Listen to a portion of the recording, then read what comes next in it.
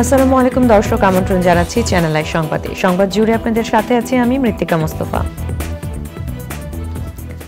বিস্তারিত সংবাদের শুরুতেই জানিয়ে দিচ্ছি সুপার ফ্রেশ ফর্টিফাইড সয়াবিন তেল সংবাদ শিরোনামগুলো। সাবেক মন্ত্রী দীপুমনি ও আরিফ খান জয়কে হত্যা মামলায় গ্রেপ্তার করেছে পুলিশ, নেওয়া হয়েছে ডিবি কার্যালয়ে।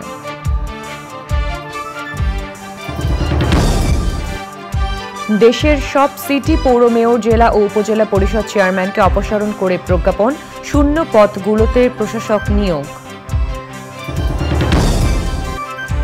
তত্ত্বাবধায়ক সরকার বাতিল করে সংবিধানের পঞ্চদশ সংশোধনের বৈধতা চ্যালেঞ্জ করে রুল আইন সচিব সহ ৩ জনকে ৮ সপ্তাহের মধ্যে জবাব দেওয়ার নির্দেশ।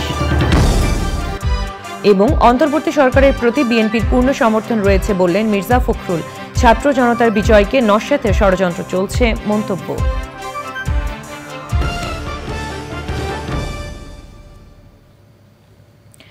দর্শক, সংবাদ শিরোনামগুলো জানাছিলাম। এখনকার সংবাদ আয়োজন একই সঙ্গে চ্যানেল আই ইউটিউব চ্যানেলে এবং চ্যানেল আইয়ের ওটিটি প্ল্যাটফর্ম আই স্ক্রিনে লাইভ স্ট্রিম হচ্ছে। যাচ্ছি বিস্তারিত সংবাদে। ক্ষমতাচ্যুত সরকারের সাবেক মন্ত্রী ডক্টর দীপুমনিকে গ্রেপ্তার করেছে পুলিশ। তাকে রাজধানীর মোহাম্মদপুর থানায় দায়ের করা হত্যা মামলায় গ্রেপ্তার দেখানো হয়েছে। রাজধানীর বাড়িধারার ডিওএইচএস থেকে দীপুমনিকে আটক করা হয়। আটকের পর দীপুমনিকে মিন্টো রোডের ডিবি কার্যালয়ে নেওয়া হয়েছে। ছাত্র জনতার অভ্যুত্থানে ক্ষমতাচ্যুত শেখ হাসিনা সরকারের আগের 2 মেয়াদে পররাষ্ট্র ও শিক্ষামন্ত্রী ছিলেন ডাক্তার দীপুমনি। গত মেয়াদে সমাজ কল্যাণ মন্ত্রণালয়ের দায়িত্বে ছিলেন তিনি। এছাড়া ক্ষমতাচ্যুত আওয়ামী লীগ সরকারের সাবেক যুব ও ক্রীড়া উপমন্ত্রী আরিফ খান জয়কে গ্রেপ্তার করেছে ঢাকা মহানগর পুলিশ। ধানমন্ডি থেকে তাকে গ্রেপ্তার করা হয়।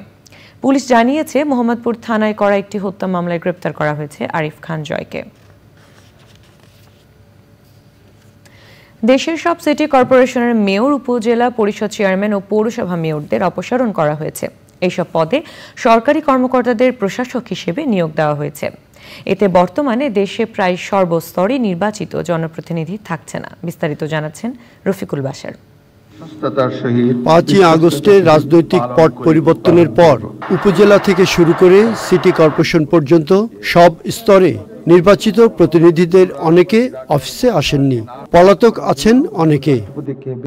এই অবস্থায় স্থানীয় সরকারের সব জনপ্রতিনিধিকে অপসারণ করা হলো।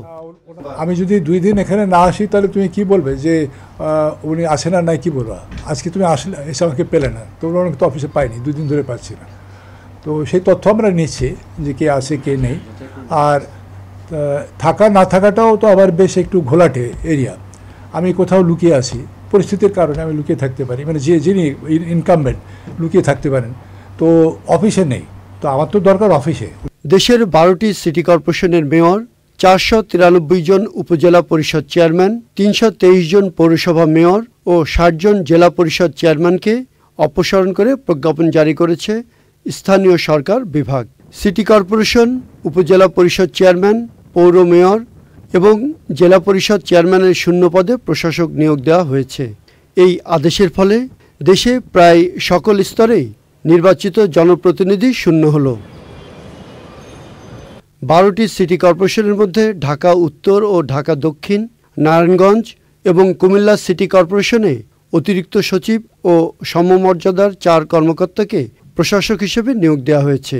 বাকি 8 সিটি কর্পোরেশনে বিভাগীয় কমিশনাররা প্রশাসকের দায়িত্ব পালন করবেন।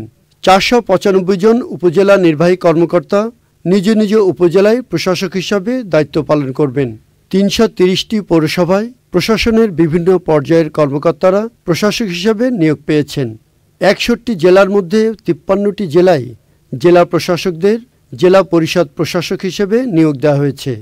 আর 8টি বিভাগীয় জেলায় অতিরিক্ত বিভাগীয় কমিশনাররা জেলা পরিষদের দায়িত্ব পালন করবেন। Rafiqul Bashar, channel I, Dhaka. তত্ত্বাবধায়ক সরকার ব্যবস্থা বাতিল করে সংবিধানের ৫৫ সংশোধনী কেন অবৈধ নয় জানতে চেয়ে রুল জারি করেছেন হাইকোর্ট। সংবিধানের মূল ভিত্তির সাথে সাংঘর্ষিক বলে ওই সংশোধনী বাতিল চেয়েছেন আবেদনকারী। তবে সংশোধনী স্থগিতাদেশের আবেদনের বিষয়ে জোর বিরোধিতা করেছে রাষ্ট্রপক্ষ। মাজহারুল হক মান্নার রিপোর্ট। পঞ্চদশ সংশোধনের মাধ্যমে বঙ্গবন্ধু শেখ মুজিবুর রহমানকে জাতির পিতা হিসেবে স্বীকৃতি দেওয়া হয়, বাতিল করা হয় তত্ত্বাবধায়ক সরকার ব্যবস্থা। একই সঙ্গে জাতীয় সংসদে নারীদের জন্য সংরক্ষিত আসন সংখ্যা ৪৫ থেকে বাড়িয়ে ৫০ করা হয়। এই সংশোধনীর বৈধতা চ্যালেঞ্জ করে ডক্টর তোফায়েল আহমেদ সহ ৫ জন বিশিষ্ট ব্যক্তি রিট করেন। যে আমাদের যে বিয়োগান্তক ঘটনা ঘটেছে এই যে গত কয়েক সপ্তাহে, এগুলো সম্পূর্ণ এড়ানো যেত। আর তত্ত্বাবধায়ক সরকার এই পঞ্চদশ সংশোধনী পাশ করা হয়েছে সম্পূর্ণ স্বেচ্ছাচারিতার ভিত্তিতে এবং মিথ্যাচার, জালিয়াতির মাধ্যমে। শুনানি শেষে আদেশ দেন হাইকোর্ট। পূর্ণাঙ্গ শুনানি নিয়ে পঞ্চদশ সংশোধনী অসাংবিধানিক ঘোষণা করতে পারে। তত্ত্বাবধায়ক সরকার ব্যবস্থা বাতিল করে এবং আরও অনেকগুলো মৌলিক পরিবর্তন আনা হয় সংবিধানে। এর মধ্যে যেমন একটা উল্লেখযোগ্য হচ্ছে 7 ধারার পরিবর্তন, যার মাধ্যমে পরবর্তী সংসদগুলোর সংবিধান সংশোধন করার ক্ষমতাকে গুরুতরভাবে খর্ব করা হয়। এ বিষয়ে রাষ্ট্রপক্ষের অবস্থান ব্যাখ্যা করেন অ্যাটর্নি জেনারেল। যে পঞ্চদশ সংশোধনীর উপরে এখনই একটা স্টে দরকার, আমি বলেছি সেখানে আমাদের আপত্তি আছে। স্ট্যাটিউটের উপরে কখনো স্টে হয় না। ওনারা আমাদেরকে শোনার পরে যদি মনে করেন দিস অ্যামেন্ডমেন্ট ইজ ভয়েড আব ইনিশিও, সেটা ডিক্লেয়ার করতে পারেন। জারি করার রুলে আইন সচিব ও সংসদ বিষয়ক সচিব সহ 3 জনকে বিবাদী করা হয়। তাদের 8 সপ্তাহের মধ্যে জবাব দিতে বলা হয়েছে। Mazharul Haque Manna, channel I, Dhaka. BNP মহাসচিব মির্জা ফখরুল ইসলাম আলমগীর বলেছেন, অন্তর্বর্তী সরকারের প্রতি তাদের পূর্ণ সমর্থন রয়েছে। বিএনপির প্রতিষ্ঠাতা জিয়াউর রহমান মাজার জিয়ারত করে তিনি বলেন, ছাত্র জনতার আন্দোলনের বিজয়কে নস্যাৎ করতে ষড়যন্ত্র চলছে। ঢাকায় ইউরোপীয় ইউনিয়নের ভারপ্রাপ্ত রাষ্ট্রদূত বার্নার্ড স্পানিয়ার সঙ্গে বৈঠকের পর বিএনপি নেতারা জানিয়েছেন, অর্থনীতিকে সচল করা ও নির্বাচন সহ বিভিন্ন বিষয়ে আলোচনা হয়েছে। রাহুল রায়ের রিপোর্ট। রাজনৈতিক কর্মসূচির পাশাপাশি বিভিন্ন কূটনীতিকদের সঙ্গে বৈঠক করছে বিএনপি। দলের চেয়ারপারসন বেগম খালেদা জিয়ার গুলশান কার্যালয়ে ঢাকায় ইউরোপীয় ইউনিয়নের ভারপ্রাপ্ত রাষ্ট্রদূত বার্নার্ড স্পানিয়ার সঙ্গে বৈঠক করেছে দলটি। ঘণ্টাখানেকের বৈঠকে ছিলেন দলের মহাসচিব মির্জা ফখরুল ইসলাম আলমগীর, স্থায়ী কমিটির সদস্য আমির খসরু মাহমুদ চৌধুরী ও সাংগঠনিক সম্পাদক শামা ওবায়েদ। গুড গভর্নেন্স বাংলাদেশের যে প্রতিষ্ঠানগুলো সব ধ্বংস হয়ে গেছে, এগুলোর প্রতিকার কি এবং কিভাবে এগুলোকে আবার ট্র্যাকে আনা যায়, সঠিক জায়গায় আনা যায়, আগামী দিনে আমরা যে সবগুলো সংস্কার করে একটা গণতন্ত্রের পথে কিভাবে ফিরে আসতে পারি, মূলত এই আলোচনা। এতগুলো টাকা যে বিদেশে পাচার হয়েছে, যে $100 বিলিয়ন উপরে, যেটা বিভিন্ন সোর্স থেকে যেটা বলা হচ্ছে, যে এই টাকাগুলো বাংলাদেশে ফেরত আনার ব্যাপারে আলোচনা হয়েছে। স্বেচ্ছাসেবক দলের 44তম প্রতিষ্ঠাবার্ষিকীতে নেতাকর্মীদের নিয়ে দলের প্রতিষ্ঠাতা জিয়াউর রহমানের মাজার জিয়ারত করেছেন মহাসচিব মির্জা ফখরুল ইসলাম আলমগীর। পরে সাংবাদিকদের সঙ্গে কথা বলেন তিনি। ইতিমধ্যে এই দলকে সাংগঠনিকভাবে সুদৃঢ় করার জন্য কাজ শুরু করেছে। কিছু সংখ্যক ব্যক্তি আজকে ছাত্র জনতার এই বিজয়কে নস্যাৎ করে দেওয়ার জন্য ষড়যন্ত্র করছে, চক্রান্ত করছে। তারা বিভিন্ন অঞ্চলে গোলযোগ সৃষ্টি করে আমাদের দলের নেতাকর্মীদের উপরে অন্যায়ভাবে আলোচ সৃষ্টি করার চেষ্টা করছে। আমরা পরিষ্কার ভাষায় বলতে চাই, আমাদের দলের কোনো নেতাকর্মী কোনো রকম কোনো এই ধরনের ঘটনার সঙ্গে জড়িত নয়। রাজধানীতে বিভিন্ন কর্মসূচি পালন করেছে বিএনপির অঙ্গ ও সহযোগী সংগঠনগুলো। সব হত্যাকাণ্ডের বিচার দাবিতে বিক্ষোভ সমাবেশ করেছেন উত্তরা পশ্চিম থানা বিএনপি ও অঙ্গ সংগঠনের নেতাকর্মীরা।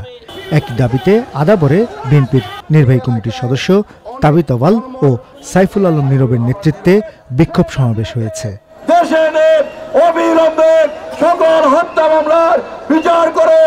রাহুল রায়, চ্যানেল আই, ঢাকা। দর্শক, এবারে চলে যাচ্ছি বিরতিতে। বিরতির পর অন্যান্য সংবাদের সাথে যা থাকছে। দায়িত্ব নেওয়ার পর প্রথম বিসিবিতে যুব ও ক্রীড়া উপদেষ্টা হোম অফ ক্রিকেট ঘুরিয়ে দেখালেন তামিম ইকবাল।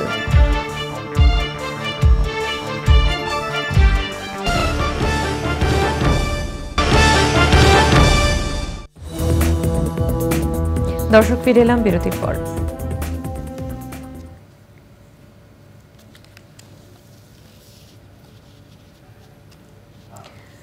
গাজায় মুহুর্মুহু হামলা চালাচ্ছে ইসরায়েল। ইসরায়েলি বাহিনী জানিয়েছে মধ্য গাজারদের এল বালা অভিযান জোরদার করা হয়েছে। সোমবার ইসরায়েলি হামলায় গাজায় অন্তত ৩৫ জন প্রাণ হারিয়েছে। ঘরবাড়ি ধ্বংস হয়ে যাওয়ার বাধ্য হয়ে অনেককেই ধ্বংসস্তূপের মধ্যে বাস করতে হচ্ছে। হামাস অভিযোগ করেছে ইসরায়েলকে গণহত্যার সুযোগ দিতে যুক্তরাষ্ট্র যুদ্ধবিরতির আলোচনার নামে সময় ক্ষেপণ করছে। ইসরায়েলের সাবেক প্রধানমন্ত্রী ইহুদ বারাক বলেছেন, বর্তমান প্রধানমন্ত্রী নেতানিয়াহু ইসরায়েলকে একটি আঞ্চলিক যুদ্ধে নিয়ে যাচ্ছেন। এবারে কৃষি সংবাদ।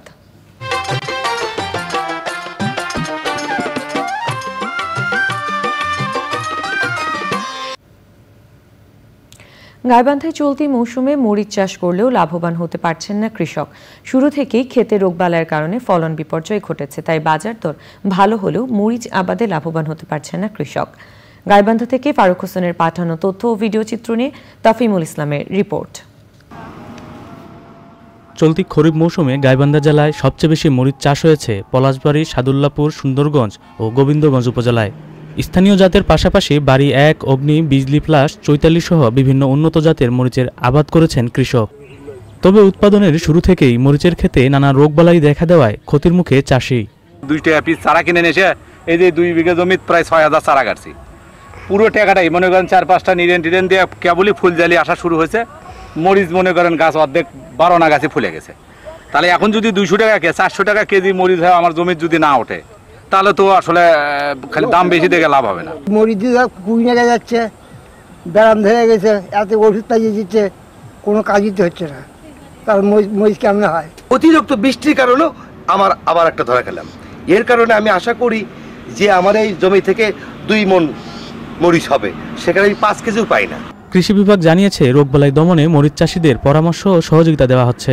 যে কোনো একটা ছত্রাকনাশক স্প্রে করলে হবে কি মরিচের পচা রোগটা দমন হবে এবং মরিচ চাষে তারা উপকারী হবে। আরও একটা জিনিস বলে দিচ্ছি যে মরিচ আসলে একটা নির্দিষ্ট সময় পর্যন্ত ভালো ফলন দেয়।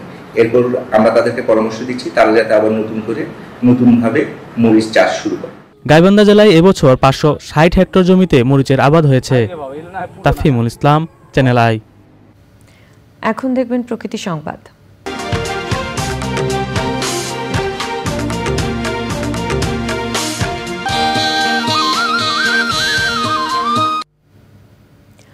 পাহাড় কাটা আর অপরিকল্পিত নগরায়ন সহ বিভিন্ন কারণে কক্সবাজারের হোটেল মোটেল জোনে জলাবদ্ধতার সৃষ্টি হচ্ছে।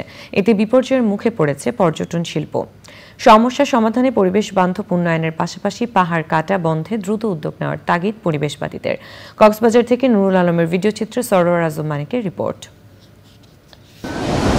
প্রতি বছর দেশি বিদেশি হাজারো পর্যটকের আগমনে প্রাণবন্ত থাকে বিশ্বের দীর্ঘতম সমুদ্র সৈকত কক্সবাজার।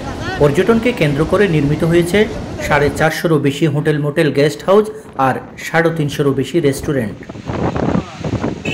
তবে বর্ষা মৌসুমে হোটেল মোটেল জোনে ভয়াবহ জলাবদ্ধতা দেখা দেয়। এতে দুর্ভোগে পড়েন পর্যটক সহ ব্যবসায়ীরা। মেন পুলগুলি ঘটছে, এই মেন পুলগুলি নিজ হওয়ার কারণে এই আমরা জলাবদ্ধতা সৃষ্টি হচ্ছি। আর একটা বিশেষ করে আমাদের যে ড্রেনটা ছিল আপনার কোকের সামনে থেকে, জেলা প্রশাসন মহোদয়ের সামনে থেকে একদম নাজিরহাট পর্যন্ত, ওই ড্রেনটা না থাকার কারণে আমরা এটার ভুক্তভোগী। পাহাড় কাটা আর অবকাঠামো নির্মাণে কোনো নিয়ম নীতি না মানায় ভেঙে পড়েছে শহরের ড্রেনেজ ব্যবস্থা। কলাতলি থেকে নাজিরহাট পর্যন্ত এই ড্রেন যদি এক্সকাভেশন না করে, এটার ওয়েটিং যদি না বাড়ায়, এটার প্রশস্ততা এবং গভীরতা যদি বৃদ্ধি না করে, তাহলে এই জলাবদ্ধতা থেকে মুক্তির কোনো বিকল্প নেই। পরিবেশ বান্ধব পর্যটন নগরী গড়ে তোলার পাশাপাশি পাহাড় খেকুদের বিরুদ্ধে ব্যবস্থা নেওয়া জরুরি বলছেন পরিবেশবিদরা। দুষ্কৃতিকারীদের পাহাড় কাটা এবং এই যে পানি নিষ্কাশনের সুন্দর ব্যবস্থা না থাকা, অপরিকল্পিত ব্যবস্থা, পরিকল্পনা মতো সবকিছু যদি হয় তাহলে এই দুর্ভোগ থেকে পর্যটকরা রক্ষা পাবে। পর্যটন শিল্পের বিকাশ ও অর্থনৈতিক উন্নয়ন ধরে রাখতে সমন্বিত পদক্ষেপে জোর দেওয়ার পরামর্শ সংশ্লিষ্টদের। পাহাড় কাটা সহ নানা কারণে এই পর্যটন জোনে জলাবদ্ধতার সৃষ্টি হয়, আর এই জলাবদ্ধতা দূরকরণের জন্য প্রয়োজনীয় উদ্যোগ নেওয়ার কথা বলছেন পরিবেশবিদরা। তারা বলছেন এখানে টেকসই ও পরিকল্পিত উন্নয়ন প্রয়োজন। কক্সবাজারের হোটেল মোটেল জোন থেকে সরওয়ারাজ মানিক, চ্যানেল আই। এবারে খেলার খবর।